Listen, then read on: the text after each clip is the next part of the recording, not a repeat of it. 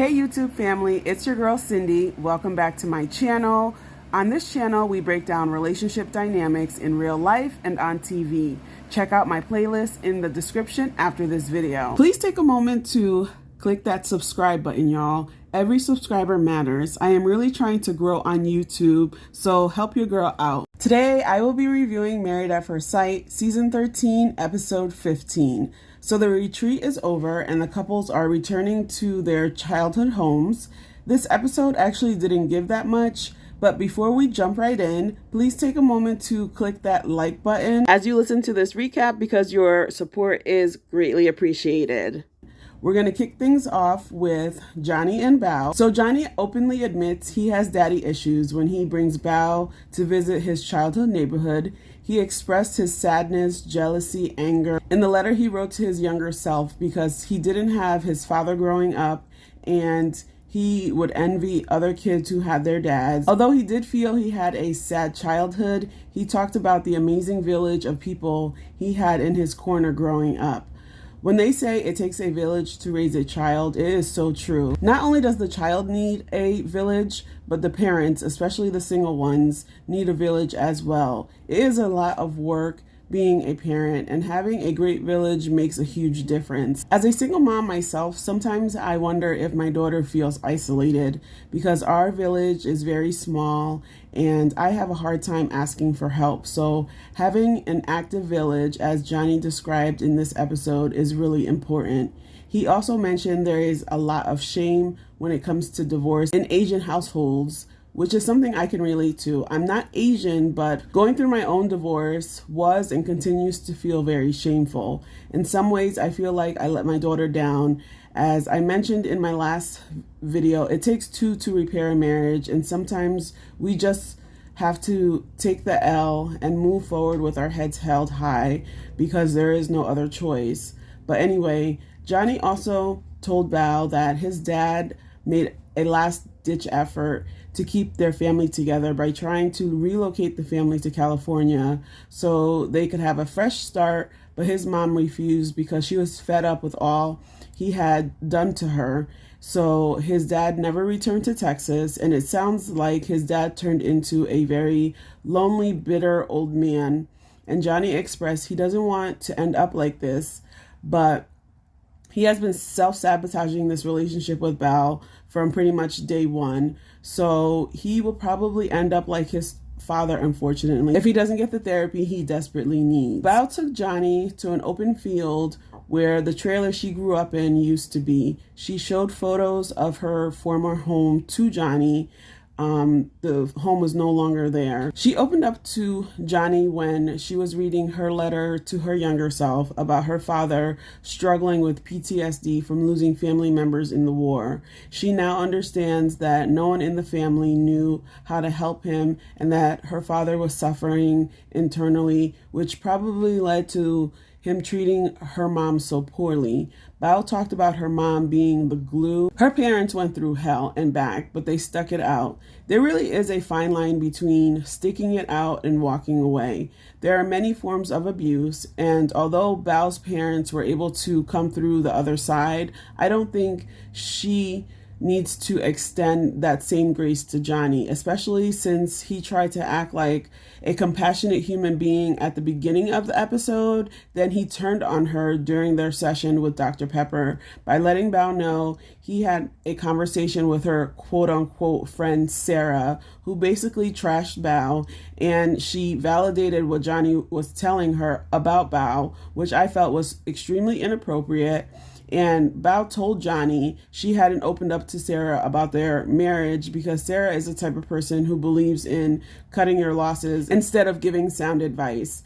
And Johnny did what he does best, which is leave. So at this point, I think Bao should actually follow her shady friend's advice and cut her losses. Just let Johnny go be miserable because she deserves so much better. On to Gil and Mirla. So Gil took Mirla to his childhood home and he retold the story of his dad being shot. He told her, although he had told the story to other people, he had never brought anyone else to the actual location where his dad had gotten shot. but he wanted to share it with her because, you know, she is his wife and he wants to be able to be vulnerable with her, which was very touching as he was telling the story. Mirla had brought Gil to play volleyball. She expressed how much she loved volleyball as a child and how the community spaces in her neighborhood made a positive impact on her and her siblings.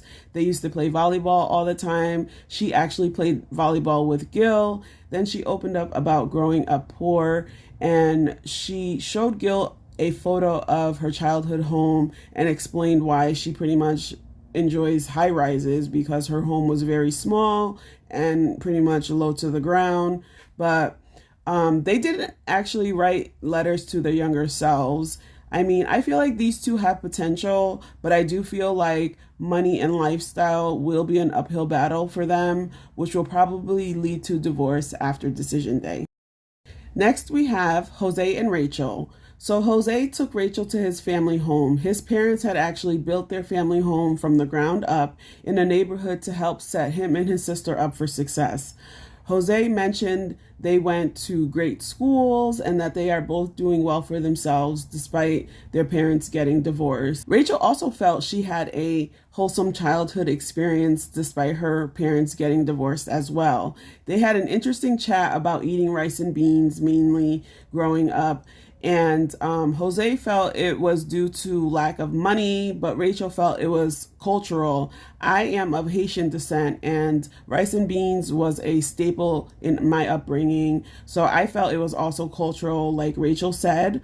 But I can understand why Jose may have thought rice and beans went a long way for those who didn't have much money, because it is inexpensive and it is filling.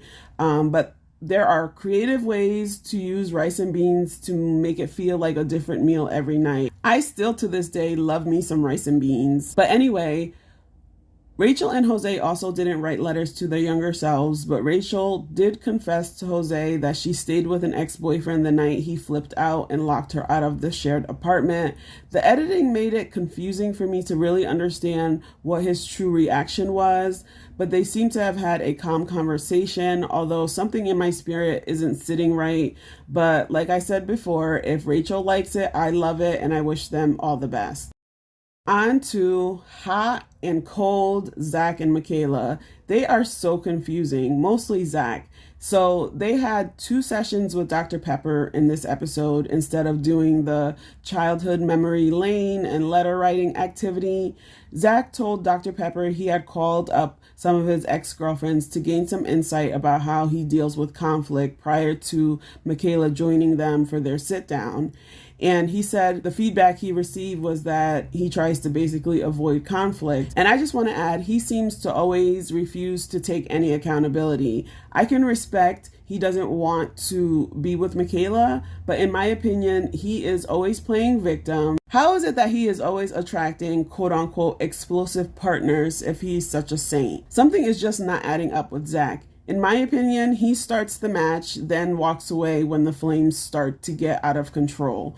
I believe I've said this before, but Zach probably didn't witness conflict resolution growing up with his parents, so he is unaware of how to deal with conflict. But at what point will he take responsibility as a young man to get the skills and the tools he needs to effectively communicate and resolve conflict? Michaela talked about her abandonment issues and how Zach leaving at night during the retreat triggered her about the night her father died, which is understandable, but Michaela isn't self-aware enough to realize that she actually told him to leave multiple times, and when he called her bluff, she flipped out. She didn't think he would actually leave, and I think that was her way of wanting to see if he would fight for her, fight for the marriage, but he decided to hit the road instead, and that turned into an epic fail. Dr. Pepper told Michaela she needs to work on not projecting onto others, and Zach actually walked out during the first session they had with Dr. Pepper, which I thought was very unnecessary. Michaela was trying to be very calm, and she wasn't saying anything mean or rude to Zach, but he decided that he couldn't take it, so he walked out. But then he turns around and he requests for them to have another session, and he says that he will say yes on decision day if that means Michaela will talk to him again. These two are a hot, confusing mess. They don't need to say yes on decision day. They need to request individual counseling and leave each other alone. But I guess we'll see what happens. Lastly, we have Brett and Ryan. So they did some activities that Ryan, of course, wanted to do as usual. Ryan opened up to Brett about some memories of going fishing with his dad because his dad used to work a lot and they didn't spend a lot of time together.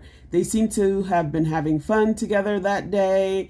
And then when it was Brett's turn to open up, she seemed to have been ready until she received a text from a friend saying that Ryan had been matched on a dating app with someone they knew. Brett confronted him and he didn't deny that he had downloaded the app, but he tried to say he didn't speak to anyone and that he can show her the app and blah, blah, blah, which was really weird because they seem to have been having a good time. So I'm not sure if he actually downloaded it that day or if it's just that the friend saw it that day.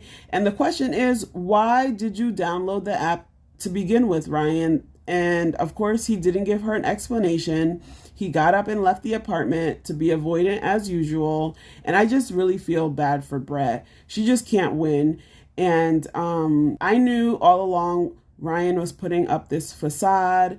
And it was almost like she said, you know, you just couldn't wait one more week. He tried to act like he was Mr. Nice Guy, but on the low, I feel like he's been probably preparing for his next move since they returned from the honeymoon. This season has been a whole hot mess, but I believe next episode is decision day. So join me here next week. I might even go live during decision day. Comment your thoughts below about the season. Don't forget to subscribe, and I will see you in my next video. Bye for now.